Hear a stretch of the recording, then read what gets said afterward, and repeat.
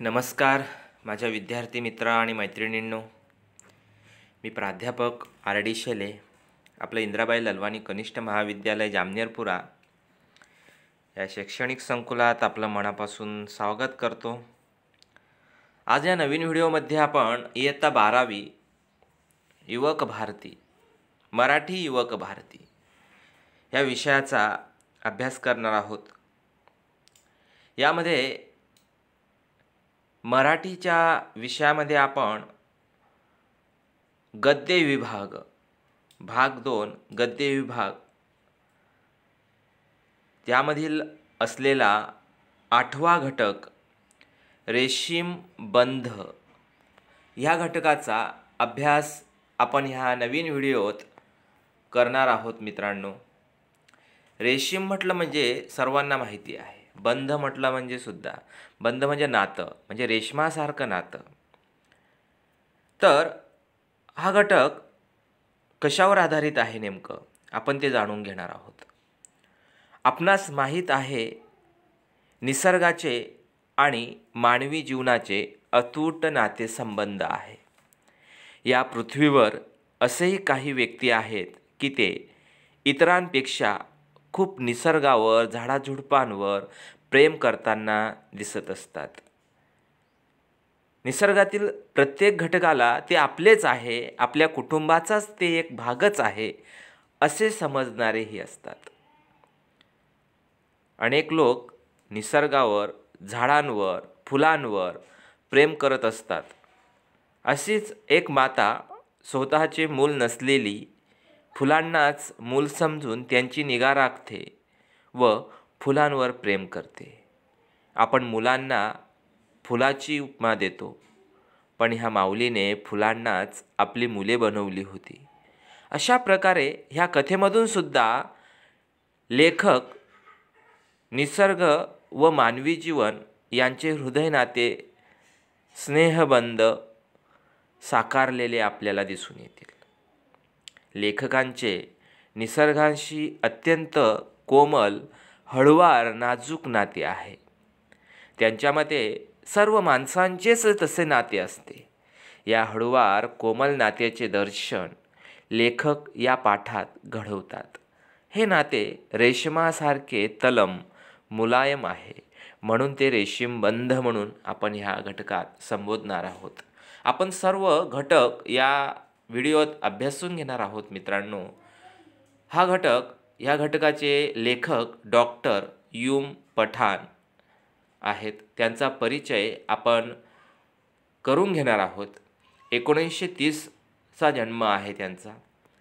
तर परिचय आपण त्यांचा ह्या घटकात, या व्हिडिओत करून घेणार आहोत. मित्रांनो, सुप्रसिद्ध साहित्यिक, संत साहित्यांचे व्यासंगी अभ्यासक, कथालेखक, संशोधक, संपादक व नामवंत वक्ते.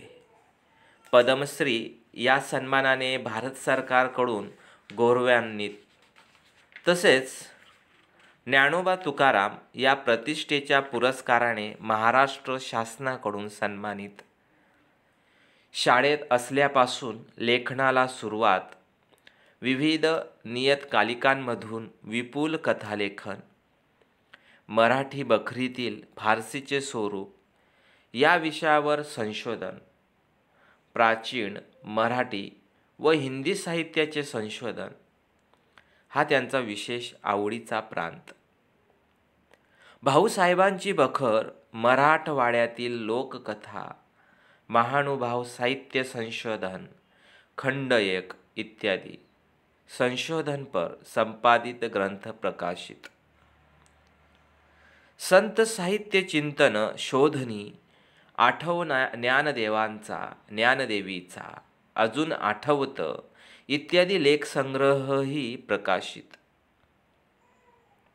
मराठवाड्यात विखुरलेल्या शिलालेखांचा, ताम्रपटांचा शोध हे त्यांचे अत्यंत मौलिक संशोधन कार्य आहे. 1990 साली पुणे येथे संपन्न झालेल्या 63व्या अखिल भारतीय मराठी साहित्य संमेलनाचे अध्यक्षसुद्धा राहून गेलेले आहे. बघा, युम पठाण यांचा परिचय आपण ह्या ठिकाणी करून घेतला मित्रांनो, की सुप्रसिद्ध लेखक, संत साहित्याचे व्यासंगी अभ्यासक, कालिकातून संशोधनपर लेखन त्यांनी केलेलं आहे. कथा, ललित लेख, व्यक्तिचित्रे वगैरे लेखन प्रकारातील विपुल लेखन त्यांनी केलेलं आहे. रसाळ, निर्मळ, संवेदनशील ललितरम्य लेखन शैली, तरल, पारदर्शी भावानुभवांचे सुरेख दर्शनही त्यांनी घडवलेले आहे. त्यांच्या नावावरती अनेक ग्रंथसंपदा आहे. मराठी बखरीतील फारसीचे स्वरूप या विषयावर संशोधन त्यांनी केलेले आहे. भाऊसाहेबांची बखर, मराठवाड्यातील लोककथा, महानुभाव साहित्य संशोधन खंड 1 वगैरे संशोधनपर लेखन, संत साहित्य चिंतन, शोधनी, आठव, ज्ञानदेवांचा, ज्ञानदेवीचा, अजून आठवतं वगैरे अनेक पुस्तकं त्यांचे प्रसिद्ध आहे मित्रांनो. अनेक पुरस्कार आणि पारितोषिकही त्यांना प्राप्त झालेले आहे. 1990च्या अखिल भारतीय मराठी साहित्य संमेलनाचे अध्यक्षही ते राहिलेले आहेत. 1982 साली ब्रिटिश कौन्सिलची फेलोशिप लंडन विद्यापीठामध्ये हे आणि 25व्या वर महत्त्वाचे राष्ट्रीय आंतरराष्ट्रीय पुरस्कारही त्यांना प्राप्त झालेले आहेत मित्रांनो. बघा, हा त्यांचा परिचय. त्यानंतर कवितेचा आशय आपण ह्या ठिकाणी अभ्यासून घेऊ, की या ललित गद्य पाठामधील उत्तर रात्र, पहाट आणि सकाळ या प्रहरांचे ललितरम्य शैलीतील वर्णन वाचकाला चैतन्याचा परिस्पर्श घडवते. उत्तर रात्रीपासून पहाटेपर्यंतची नीरव शांतता आणि निद्रिस्त भवताल, पहाटेनंतर सकाळपर्यंत वृक्षवेली पाखरांना हलकेच येणारी जाग यांची संवेदनशील मनाने टिपलेली जिवंत शब्दचित्रे मनाला अतिशय उल्हासित करतात. वृक्ष, वेली, फुले, पाखरे यांच्याबद्दल वाटणाऱ्या आत्मिक ओढीमुळे त्यांचे आणि आपले युगानुयुगांचे नाते आहे असे लेखकाला वाटत राहते. या नात्यालाच लेखकाने रेशीमबंध असे सुंदर नाव दिले आहे. पाखरे आणि पहाट परस्परांना भेटायला किती आणि कशी उत्सुक आहेत या संबंधीचा अनुभव लेखकाने अत्यंत तरलतेने शब्दांकित केला आहे. पाखरांचा चिवचिवाट, गुलमोहरांचा स्वागत सडा, निशिगंधांच्या सुगंधाची उधळण अशा पार्श्वभूमीवर होणारी प्रसन्न सकाळ लेखकाने तितक्याच प्रसन्न शैलीत कशी चित्रित केली आहे हे अभ्यासण्याजोगे आहे. बघा, घटकामध्ये अनेक फुलांचं, झाडांचं वर्णन आलेलं आहे. सुरुवातीला लेखक उत्तर रात्रची पहाट जी आहे त्याच पहाट कशी होते, सकाळ कशी होते, हळूहळू होत असताना कशा पद्धतीचं वर्णन ह्या ठिकाणी लेखकांनी ह्या घटकामध्ये दर्शवलेलं आहे, केलेलं आहे. जसं जसं आपण वाचत असतो, घटक वाचत असतो, तसं तसं ते शब्दांमध्ये जिवंतपणा निर्माण होत असतो. जणू काही ती पहाट कशा पद्धतीने त्या ठिकाणी शांततेत, नीरव शांततेमध्ये कशी त्या उजाडत आहे, पहाट होत आहे. आणि हळूहळू पक्ष्यांची किलबिलाट, पाखरांचा किलबिलाट जो आहे कशा पद्धतीने ऐकायला येतो है ना. त्याचबरोबर फुलपाखरे, झाडंही ज्या पद्धतीने कशा पद्धतीने सडसडतात, कशा पद्धतीने त्यांच्यामध्ये एक मोहकता, एक सडसडपणा त्यांच्यामध्ये जाणवताना दिसून येतो. म्हणजे पहाट झाल्यानंतर जणू पहाट होत असताना, उत्तर रात्र संपत असताना पहाटीला सुरुवात होते, सकाळ सुरुवात होते. ते ललितरम्य लेखकाने ह्या घटकामध्ये शैलीत जे वर्णन केलेले आहे ते अतिशय परिस्पर्श घडवणारा आहे, आपल्याला ओढ लावणारा आहे. असे आपले युगांचे नाते ह्या निसर्गाशी आहे असंही या ठिकाणी दर्शवतात. असे सुंदर ह्या संपूर्णतः जणू काही ते आपलं एक स्नेहबंध आहे, मित्र आहे. निसर्ग आपला जवळीकता आहे, निसर्गाशी आपली जवळीक आहे. म्हणून ते एक नातेसंबंध म्हटलं म्हणजे ते एक प्रकारे रेशीमबंध आहे. लेखकांचे निसर्गाशी अत्यंत कोमल, हळूवार, नाजूक नाते आहे. त्यांच्यामध्ये सर्व माणसांचेच तसे नाते असते. या हळूवार कोमल नात्याचे दर्शन लेखक या पाठात घडवताना आपल्याला दिसून येतात. हे नाते रेशमासारखे तलम मुलायम आहे, म्हणूनच त्याला रेशीमबंध असं नाव या ठिकाणी घटकात दिलेलं आहे. घटकाला आपण ह्या ठिकाणी सुरुवात करणार आहोत मित्रांनो. आपण परिचय अभ्यासून घेतला, आशय जो होता, कशा पद्धतीने कशावर आधारित आहे घटक तेही आपण ह्या ठिकाणी रेशीमबंध अभ्यासून घेतला. घटकाला आपण ह्या ठिकाणी सुरुवात करणार आहोत. मध्यरात्र केव्हाच उलटून गेलेली असते. उत्तर रात्रीनं हलकेच आकाशात पाऊल ठेवलेलं असतं. इतकं हळुवारपणे, इतकं अलगद, इतकं मुलायम की कुणाला चाहूल देखील लागू नये. पण ही चाहूल मला मात्र सहज लागते. तिच्या पावलांची मंद मंद नाजूक स्पंदनं माझ्या मनात मात्र कुठंतरी उमटत राहतात. जणू त्यामुळंच मग माझा डोळा लागत नाही, पुरेशी झोप झाली आहे असं वाटत राहतं. बघा आपण मित्रांनो, ज्यावेळेस सकाळ होते, उत्तर रात्र जे आहे, मध्यरात्री नंतरचा जो काळ असतो तो सरत जातो. मध्यरात्रीच्या काळामध्ये आपण ज्यावेळेस सकाळ होते, हळूहळू उत्तर रात्रीला सुरुवात होते, तर अशा पद्धतीने कशा पद्धतीने ते आपल्याला भावत असतं, कशा पद्धतीने दिसत असतं, असं जणू काही की इतकं हळुवारपणे, इतकं अलगद, इतकं मुलायम की कुणाला त्या सकाळचं, त्या पहाटेचं चाहूल देखील लागत नाही. परंतु लेखकांना ह्या सर्व गोष्टी माहिती असतात. सकाळी लेखक खूप लवकर उठतात. मध्यरात्री त्या ठिकाणी लवकर उठल्यानंतर संपूर्ण दृश्य आपल्या त्या खिडकीतून पाहत असतात. परंतु तिच्या पावलांची जी मंद मंद नाजूक स्पंदनं जणू काही लेखकांना ते जाणवत असतात.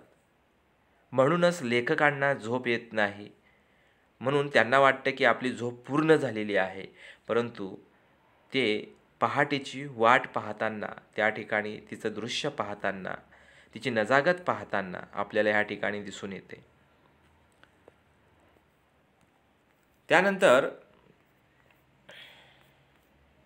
मी हलकेच उठतो, चूळ भरतो, डायनिंग टेबलजवळ येतो.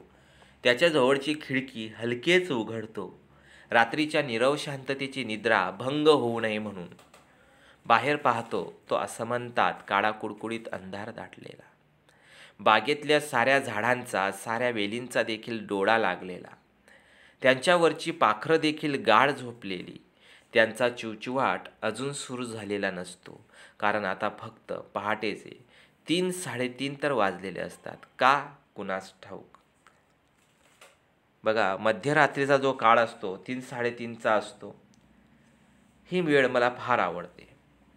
अशा पद्धतीने की ती मध्यरात्र जी आहे त्यावेळेस लेखक उठतात आणि ते पाहतात दृश्य, जणू काही त्यांची झोप पूर्ण झालेली आहे असं त्यांना जाणवतं. आणि ते त्या ठिकाणी टेबलवर, डायनिंग टेबलवर येऊन बसतात आणि त्यांची खिडकी जी आहे, जवळची खिडकी, ते हळूच उघडतात आणि ते संपूर्ण बाहेरचं दृश्य, रात्रीचे चांदणे आणि झाडं वगैरे, फुलं वगैरे, ते सर्व ते त्या ठिकाणी पाहत असतात. ती रात्रीच्या नीरव शांततेची निद्रा भंग होऊ नये म्हणून बाहेर पाहताना असा असमंतात संपूर्ण आकाशामध्ये काळा कुडकुडीत अंधार दाटलेला असतो आणि बागेतल्या साऱ्या झाडांचा, साऱ्या वेलींचा देखील डोळा लागलेला असतो. नीरव शांततेत असतात, झोपलेले असतात. पाखरं देखील झोपलेली असतात आणि त्यांचा चिवचिवाट सुरू झालेला नसतो. शांत असे झोपलेले असतात. आणि रात्रीचे, कारण आता फक्त 3-3:30चा वेळ असतो, अशा पद्धतीने पूर्णतः कशा पद्धतीने झाडे, फुलं, पाखरं संपूर्ण निद्रिस्त अवस्थेत असतात. कोणत्याही प्रकारचा चिवचिवाट, आवाज वगैरे त्या ठिकाणी दिसत नाही. अगदी शांत असं वातावरण आणि ती पहाट, सकाळ कशा पद्धतीने हळूहळू होत असते, ते सर्व दृश्य लेखक त्या खिडकीतून बाहेर डोकावत असतात. ही वेळ मला फार आवडते. सारं जग साखर झोपेत असतं. साऱ्या चिंता, काळज्या मिटल्या विरलेल्या असतात. मन कसं समेवर आलेलं असतं. मला वाटतं आपलं खरं मन हेच असतं, जे सुखदुःखाच्या पलीकडे कुठंतरी दूर दूर गेलेलं असतं. आपलंच नव्हे तर या दुधाळ सायलीचं देखील, तांबडसर बोगनवेलीचं देखील, केशरी गुलमोहरांचं देखील, जांभूळसर जकरांडाचं देखील, किरमिजी निळसर पिवळसर इवलाल्या इंद्रधनुष्य फुलांच्या घाणेरीचं देखील, पांढऱ्या शुभ्र आणि रक्तचंदनी चाफ्याचं देखील. बघा, अनेक फुलांच्या झाडांचं वर्णन ह्या ठिकाणी आलेलं आहे. लेखकांचं घर आणि त्यांच्या अंगणामध्ये असलेले अनेक झाडे, त्यांची फुलं, वेगवेगळ्या प्रकारचे वेगवेगळ्या जातीची फुलं त्यांनी आपल्या अंगणामध्ये लावलेले आहे.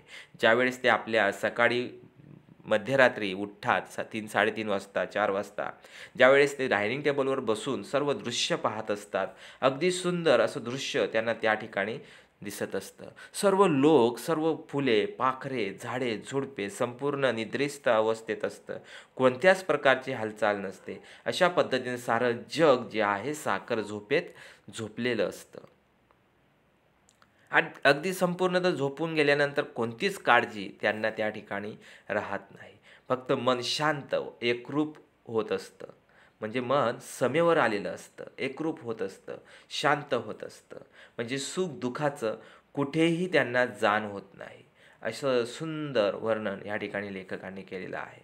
तसंच फुलंसुद्धा, झाडंसुद्धा, फुलांचंसुद्धा तसंच आहे, की दुधाळ सायलीचं देखील मन अगदी शांत असतं. तांबडसर बोगनवेलीचं देखील. म्हणजे अगदी त्या ठिकाणी कुठंतरी ते एकदम शांत, दूर कुठंतरी दूर गेलेलं आहे असंही त्या ठिकाणी दिसून येतं. अनेक फुलांचं वर्णन, फुलांच्या झाडांचं वर्णन ह्या ठिकाणी आलेलं आहे. जसं दुधाळ साहिलीचं झाड, तांबडसर बोगनवेलीचं, केशरी गुलमोहराचं, जांभूळसर जकरांडाचं, किरमिजी निळसर, पिवळसर, इवलाल्या इंद्रधनुष्य फुलांचं, घाणेरीचं आणि पांढऱ्या शुभ्र रक्तचंदनी चाफ्याचं, असे अनेक फुलांचे झाडं लेखकांच्या आपल्या आवारामध्ये, अंगणामध्ये असताना आपल्याला ह्या ठिकाणी दिसून येतात मित्रांनो. या साऱ्यांमध्ये आणि माझ्यामध्ये असं कोणतं बरं नातं आहे, कोणते रेशीमबंध आहेत, कोणती जवळीक आहे, केव्हा पहाट होते आणि केव्हा मी या साऱ्यांना भेटतो, अशी असोशी मनाला का बरं लागून राहते. हे रेशीमबंध कुठंतरी आदिमत्वाकडे तर मनाला ओढून नेत नाहीत. मानवाला निसर्गाची जी ओढ युगानयुगांपासून लागून राहिली आहे, ती या आदिम तृजू स्नेहबंधामुळे तर नाही. बघा, म्हणजेच अनेक झाडं आहेत लेखकांच्या आवारामध्ये, अनेक फुलांचे झाडं आहेत, अनेक झाडे झुडपे आहेत. त्या सर्वांची ओढ लेखकांना, आतुरता लेखकांना आसोशी मनाला लागून राहत असते.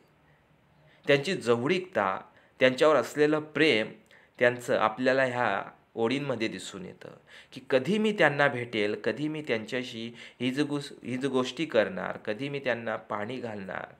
अशा पद्धतीने लेखकांना ती ओढ लागलेली आहे. म्हणजेच आपलं नातं, आपल्याला कळतं की आपलं नातं ह्या निसर्गाशी आदिमत्वापासून आहे, सुरुवातीपासून आहे. म्हणजे आदी म्हणजे काय? पहिला, मूळचा. आदिमत्व म्हणजे मूळची अवस्था. सुरुवातीला व्यक्ती जे होते, आदिमानव होते, सुरुवातीपासून निसर्गावर अवलंबून आहे. म्हणजे निसर्गाशी आणि आपलं नातं अतूट आहे, युगानयुगांपासून आहे. म्हणून ही ओढ जी आहे युगानयुगांपासून आपल्याला लागत आलेली आहे.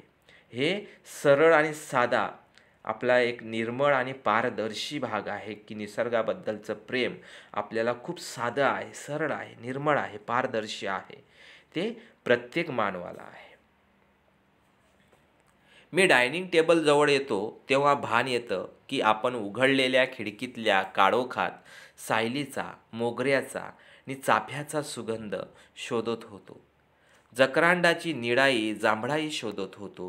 बोगनवेलीची लाली शोधत होतो आणि केशरी गुलमोहराई शोधत होतो. काळ्या अंधारात हे सारेच विसावले होते, सुखावले होते आणि माझं वेडं मन मात्र त्यांना केव्हा जाग येते याची आस लावून बसलं होतं.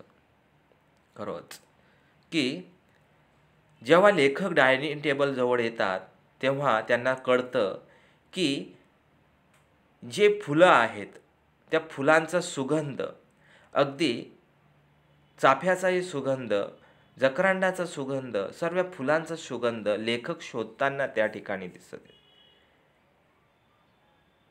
त्यांची लाली शोधत आहे आणि परंतु या ठिकाणी त्या ठिकाणी अगदी स्तब्ध आहे, शांतता आहे, सर्व विसावलेले आहे, सुकावलेले आहेत. आणि मात्र त्यांचं मन, लेखकांचं मन अगदी लागून बसलेलं आहे की कधी मी ह्यांच्याशी भेटणार, कधी मी पक्ष्यांचा आवाज ऐकणार, कधी ह्या फुलांशी मी खेळणार, बोलणार. या सर्व गोष्टी लेखकांना लागून राहिलेल्या आपल्याला ह्या घटकात दिसून येतात. असं मला या वृक्षवेलींच्या बाबतीतच वाटत नाही, तर माझ्या लहानग्या नातीबद्दलही वाटतं. तिचं नाव अल्विशा. माझ्या मुलीची, अल्माची ती लहान मुलगी. तिचं नाव जसं जगा वेगळं आहे, तशीच तीही मुलखा वेगळी आहे. अजून वर्षभराची देखील झाली असेल नसेल. अल्मास आमच्याकडे राहायला आली की अल्विशाही तिच्याबरोबर येते. पण दिवसभर असते ती माझ्याच अंगाखांद्यावर, मला बिलगून बिलगून. ती रात्री आईजवळ गाढ झोपते तेव्हा शेषवातील नितळता किती मोहक असते हे जाणवतं. मी अशा उत्तर रात्री डायनिंग टेबलवर लिहायला बसलो तरी तिची आठवण होते. अल्विशा उठली की नाही ते हळूच डोकावून पाहतो. ती केव्हा उठेल नि खदकन हसत आपल्याकडे पाहून आपल्या अंगावर झेपावेल असं वाटत राहतं. पण ही झाडं नि वेली जशा यावेळी निवांत झोपलेल्या असतात, तशीच अल्विशा देखील गाढ झोपलेली असते. ही उत्तर रात्रीची नीरवता नि अल्विशाच्या गाढ झोपेतील निरागस शांतता यात किती कमालीचं आश्चर्यकारक साम्य आहे. नाही, हे नातं देखील आदिम नातंच नाही का? निसर्गातलं नि मानवातलं शेवटी ते दोघेही एकाच विश्वाचे दोन घटक आहेत. हा विचार हे नाजूक नातं पाकडी पाकडीनं उलगडू लागतो. बघा मित्रांनो, लेखक, पठाण त्यांना निसर्गाबद्दल प्रेम आहेच, तसंच प्रेम आपल्या नातीबद्दल सुद्धा आहे. निसर्गाबद्दल ज्याप्रमाणे प्रेम करतात, निसर्गावर, फुलांवर, झाडांवर, पशुपक्ष्यांवर, अनेकांवर जसे प्रेम करतात, तशाच पद्धतीने ह्या ठिकाणी लेखकांचं प्रेम, तितकंच प्रेम त्यांच्या नातीवर, अल्मिशावरती आहे. बघा काय दर्शवलेलं होतं त्या ठिकाणी की लहान नातीबद्दलचं असलेलं प्रेम. तिचं नाव आहे अल्विशा, म्हणजेच ती त्यांच्या मुलीची मुलगी आहे. त्यांची मुलगी अल्मास नावाची, त्यांची मुलगी जी आहे अल्विशा. म्हणजेच तिचं नाव जगावेगळं आहे, परंतु ती एक मुलखा वेगळी आहे, इतरांपेक्षा वेगळी आहे. लहान आहे, वर्षभराची सुद्धा नसेल. आणि जेव्हा त्यांची मुलगी त्यांच्याकडे राहायला येते, लेखकाकडे राहायला येते, आणि अल्विशासुद्धा तिच्याबरोबरच असते. दिवसभर अल्विशा लेखकांच्या अंगाखांद्यावर असते, म्हणजेच त्यांना बिलगून असते. जशी ती रात्री आईजवळ गाढ झोपते, परंतु तेव्हा तो शेषवातील म्हणजेच त्या ठिकाणी लहानपणात नितळता किती मोहक असते ते जाणवतं. स्वच्छ आहे, गढूळपणा नाही.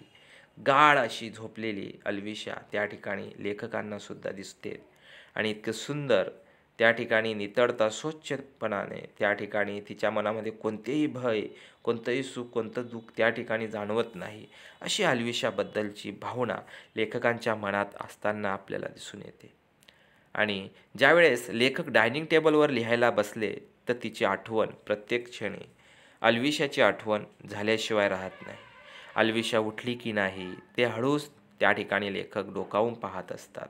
आणि ती केव्हा उठेल आणि केव्हा आपल्याजवळ येणार आणि हसणार, आपल्यासोबत खेळणार, तशा पद्धतीची आतुरता लेखकाला लागून राहिलेली असते. मित्रांनो, ज्याप्रमाणे निसर्गाबद्दलचं प्रेम लेखकाला आहे, तसंच प्रेम त्यांच्या नातीबद्दलचं, अल्विशाबद्दलचं हे प्रेम या ठिकाणी लेखकाला आहे.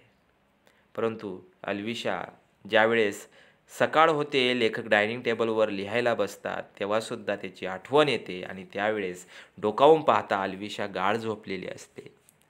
उत्तर रात्रीची नीरवता, अल्विशाच्या गाढ झोपेतील निरागस शांतता यात कमालीचं आश्चर्यकारक साम्य लेखकांना जाणवत असतं. म्हणजेच हे आपलं पूर्वीपासूनचं नातं आहे. सर्वांनाच आपल्या लहान मुलांबद्दल प्रेम असतं, तसं निसर्गाबद्दलही असतं. निसर्गातलं आणि मानवातलं शेवटी हे दोघेही एकाच विश्वाचे दोन घटक आहेत. म्हणजेच हे विचार नाजूक नातं पाकळी पाकळीनं उलगडत असताना आपल्याला ह्या ठिकाणी दिसून येतं मित्रांनो.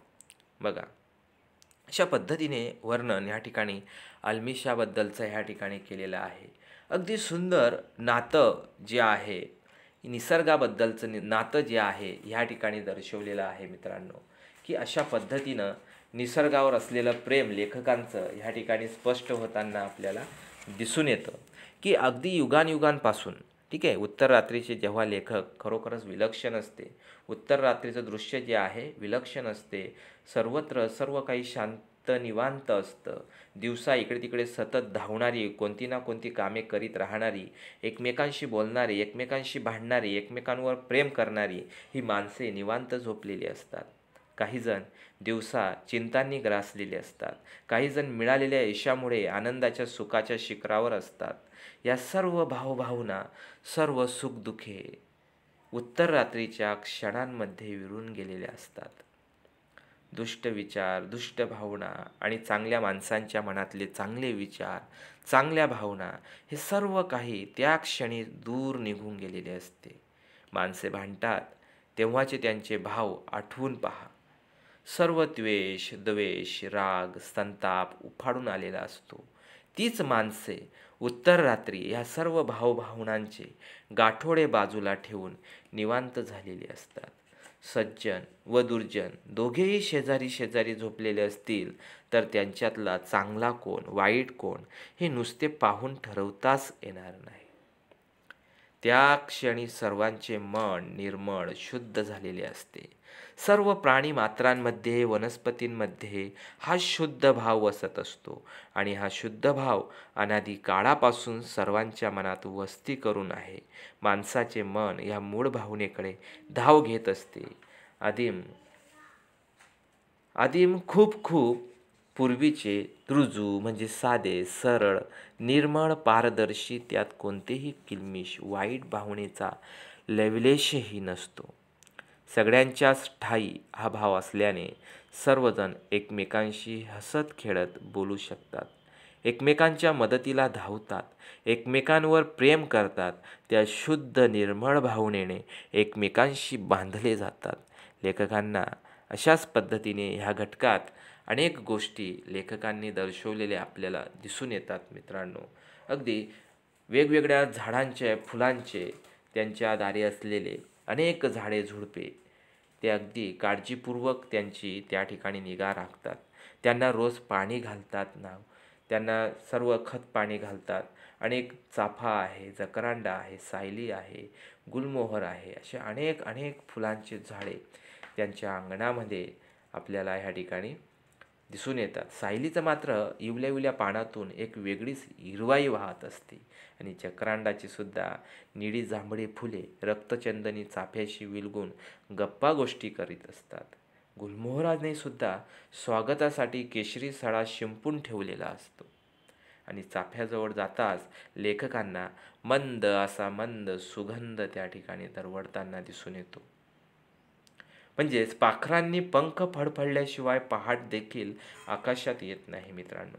पहाटीचं जेव्हा लेखक पहाट होण्यासाठी जे दृश्य पाहत असतात, जेव्हा ते पाखरं जे आहे ते पंख फडफडल्याशिवाय पहाट देखील आकाशात येत नाही. कारण पाखरांची झोपमोड होऊ नये असे पहाटेला मनोमन वाटत असते. निसर्ग आणि मानव यांना एकमेकांची ओढ लागलेली असते, कारण या दोघांमध्ये युगानुयुगे आदिम ऋजू स्नेहबंध निर्माण झाले आहेत. म्हणजे असं पहाटेचं आगमन कशा पद्धतीने झालं आपण ह्या ठिकाणी अभ्यासून घेतलं मित्रांनो, की उत्तर रात्रीचा काळोख हळूहळू विरत जाताना आपल्याला दिसून येतो आणि हळुवारपणे उजाडू लागते. गुलमोहरावरील घरट्यातून जकरांडाच्या फांद्यावरून पाखरे डोळे किलकिले करून पाहू लागतात. त्यांचा आपापसातला आवाज कुजबुजीसारखा भासू लागतो. हळूहळू एखाद्या उत्सवासारखा हा चिवचिवाट वाढत जातो आणि सायली, बोगनवेल, क्रोटन्स, गुलमोहर, जकरांडा हे सर्व सडसडू लागतात, हलू डोलू लागतात. अशा प्रकारे पहाटेचं वर्णन ह्या ठिकाणी ह्या घटकात आपल्याला लेखकांनी केलेलं आपल्याला दिसून येतं मित्रांनो. अगदी सुंदर सुंदर निसर्गाचं कशा पद्धतीने पहाट होते, म्हणजे पहाटसुद्धा या निसर्गाला, त्या पक्ष्यांना, झाडांना, झुडपांना जाग येऊ नये म्हणून इतकी मंद मंद रूपाने एकदम शांत नीरव शांततेत त्या ठिकाणी पहाट होताना आपल्याला दिसून येते मित्रांनो. अशा पद्धतीने आपण आजच्या ह्या व्हिडिओमध्ये इथपर्यंत अभ्यासून घेतलं आणि पुढील जो एक घटक आहे राहिलेला आपण ह्या नवीन व्हिडिओमध्ये अभ्यासून घेणार आहोत मित्रांनो. धन्यवाद.